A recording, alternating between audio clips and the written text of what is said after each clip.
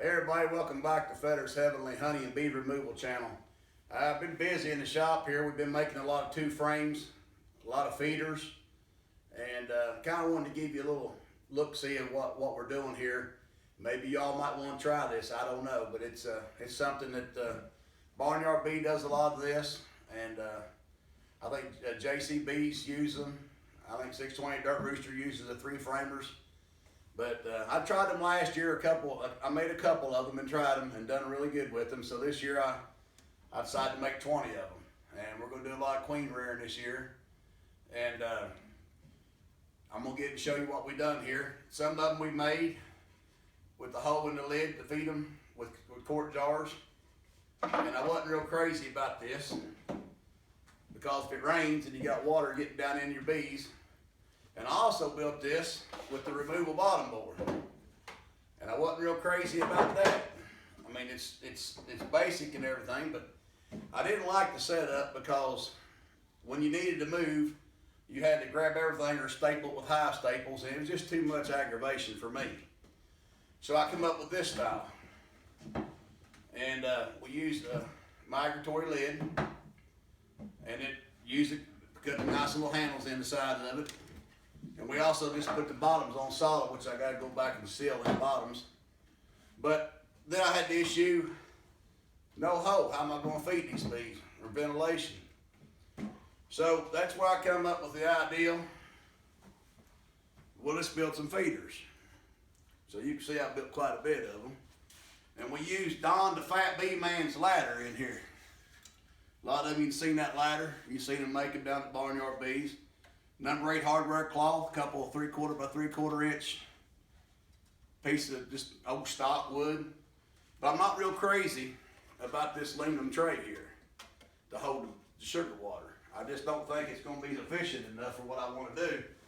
So I'm trying to figure out and trying to come up with an ideal to put something else in here to hold the sugar. Now this box is 5 inches wide, 5 inches tall, and it's 20 inches long. And I put a couple 3/4 inch blocks back here to space it out, drilled a hole in the bottom for the bees to come up through. And when they come up into the ladder, they come down into the circle. That way they can't get in your face when you're feeding them. So I thought about maybe fiberglass the inside of this, or maybe taking some of that, what's that stuff you spray on there? Everybody's talking, I can't remember what it's called now. But anyway, I thought about getting some of that and trying it. Then I got thinking, well, maybe that'll put a chemical into the sugar water. Maybe it'll release some kind of something to hurt the bees. So if anybody's got any ideas on a way to seal this up or something, put it in the comments below. I appreciate it. I might not get a headache thinking so hard. So I thought about a 1-liter bottle, 2-liter bottle. So when you put all this together, it just sits right on top of your 2-framer. Of course, you know, you got a frame in there, and you put your frame of bees in, one starter strip like they do down there at Barnyard. They do the same thing. You put that on there. You put your sugar in it.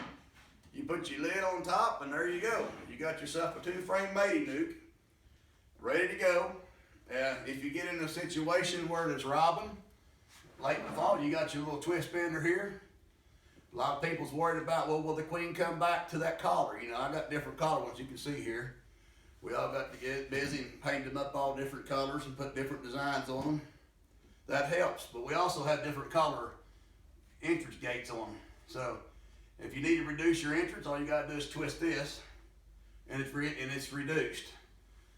That one there, you have to go buy you a piece of 1x or get you something and cut it. And you gotta reduce this like you do on old school style. But these are dime a dozen, they don't cost that much. And if you don't want the queen to come out, you just flip it over there and she can't come out. Or if you don't want them out at all, there you go, you got ventilation. But you know, I'm thinking it's a surefire way to go to get you a lot of queens this year. And of course we made a bunch of them, you can see this. And it's just something I wanted to show you what I've been busy in here doing. And if it's something you're interested in, I suggest you try it. I mean, it done me good last year. I got a lot of queens last year like this, just with the 2 I had. And just something you try it, see if you like it. And I got one more little gadget I'd like to show you. I believe you'll like it real well. It's something that It's helped me out a lot. And let me show you about it here real quick. You'll like this little outfit.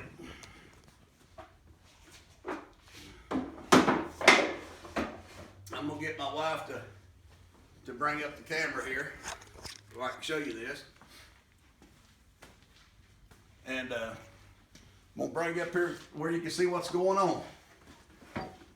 This box here, it's a jig for cutting finger joints. I don't know if you've all seen this or not, but this thing is really nice. It's got a cup here you put on here. I don't have it set up yet, but I know how it works. You put your screws in, you can hook you up on a port here to suck the dust as you're cutting. You have your offsetters for cutting your finger joints. I'll show you these in just a second. But what you do is you put your lumber in here, up to 5, I think you can do 5 to 8 pieces of 3/4 inch. They sit right down in here. Let me show you a little bit something here. Here's a couple pieces here. You just set them right down in there like that. And you can put 8 of them in there at one time. It fills that box up. And you can cut 8 of them at a time. And what you do is you put them in there. You got a hole here where you can put your clamp in. And you tighten them all down. You make sure they're flush. So if you're going to cut them, you need to offset them. You take your block, you stick it in here, and you put your boards against that. Just imagine your boards are in here, and that gives your offset. And then what you do is you take your box, and you'll slide the whole unit across your dado stack. And you'll notice this blade comes out right here. That's what this piece is for. To keep your hands safe, and also to pull the dirt out of the wood shavings. And when you pull it back, you just cut one dado across all them boards. So now what you do is you slide this box over this way, drop one board, slide this box back, and make another cut. And when you get done, you pull it back, drop it over, set it over, and as you do that, you're cutting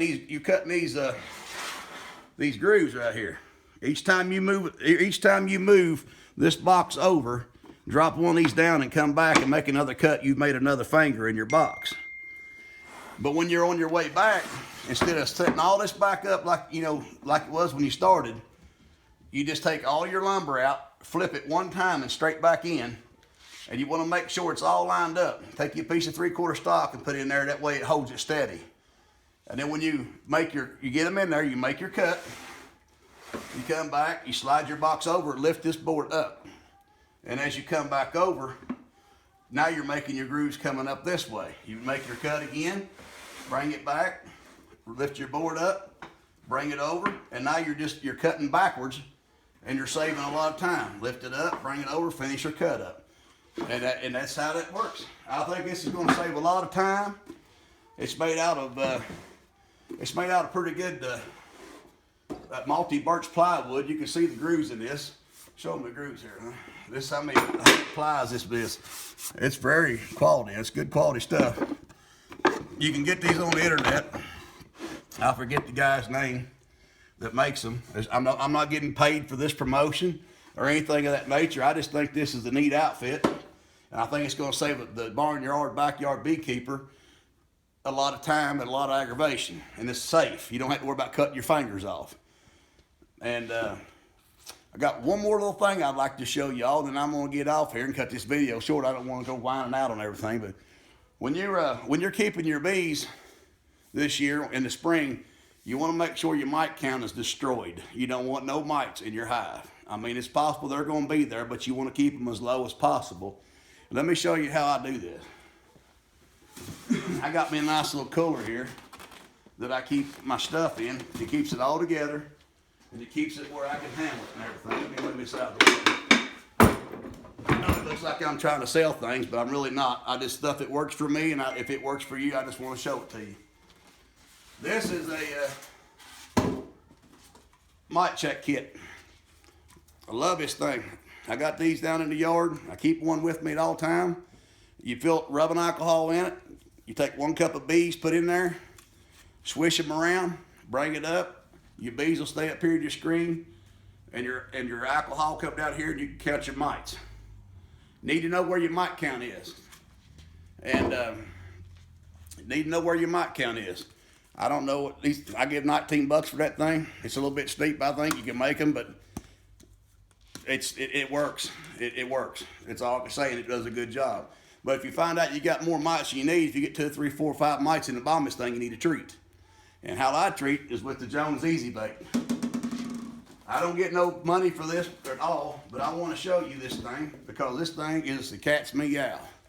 You put your oxalic acid in here after you plug it up and let it warm up. It goes up to about 400, 450 degrees. You put your oxalic acid in here and you put it in upside down.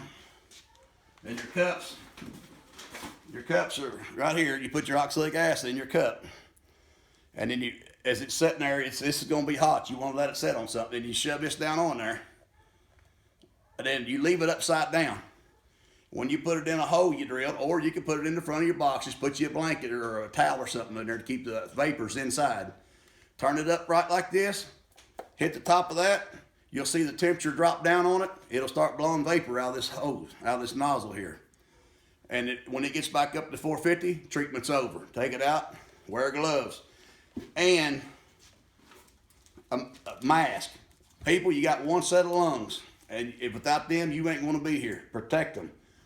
Get you one of these at Harbor Freight. Get you one of them over to anywhere, any big box stores got these things. This is a must when you're using oxalic acid, when you're using vapor. It'll tear your lungs out. So this is Jones Easy Bait, Easy Pro Bait. Give you a look at it. This is what it looks like. That's what it runs off 110. Don't get no promotion for it at all. It works. It's easy for me, and it ain't like the Pro Bait one or the 510 or whatever that thing is they got on TV. Or that y'all been using. That thing's like $500. I think this thing's $150. A quarter of the cost of that thing.